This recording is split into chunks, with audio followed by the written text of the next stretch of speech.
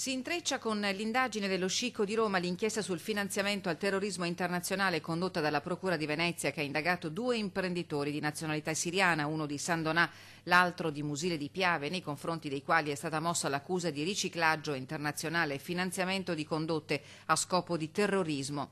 Musile e San Donà sono divise dal Ponte della Vittoria, che è il principale collegamento fra le 2 località in questi giorni addobbate a festa per il raduno dei bersaglieri.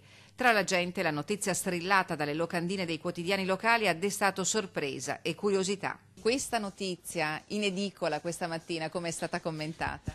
Ha fatto molto scalpore, tutti si chiedono se possono conoscere queste persone, ma insomma un po' tutti sono incuriositi, insomma hanno comprato il quotidiano per leggere se c'era scritto qualcosa di più approfondito. Ho letto adesso la locandina e sono incuriosita e voglio leggere. Le indagini della Procura Lagunare si concentrano in particolare su una somma pari a 53.000 euro inviati in Siria per canali non ufficiali.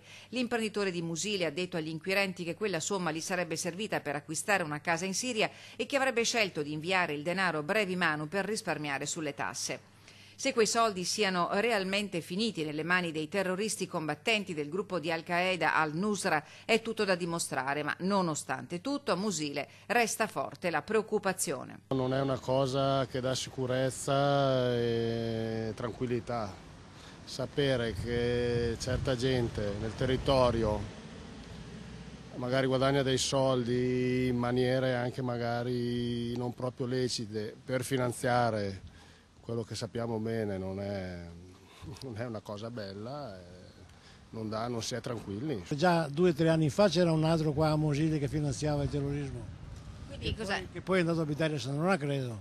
Quindi lei dice potrebbe essere la stessa persona? Ma può anche darsi che sia la stessa persona. Noi roba da poco, una volta c'erano le grosse città, adesso invece i paesi sono uguali. È una notizia che fa rabbrividire, perché il terrorismo dovrebbe finire. Invece siamo sempre dentro, tutti i momenti c'è qualcosa che non funziona e per noi dispiace tanto. La sindaca Silvia Susanna al telefono ci dice di non conoscere i dettagli dell'indagine che si è fermata a Musile. In paese l'imprenditore siriano non è conosciuto, si sa solo quanto è emerso dal lavoro degli inquirenti, cioè che l'impresa edile di cui era titolare è stata chiusa nei mesi scorsi e che l'uomo attualmente lavorerebbe come operaio.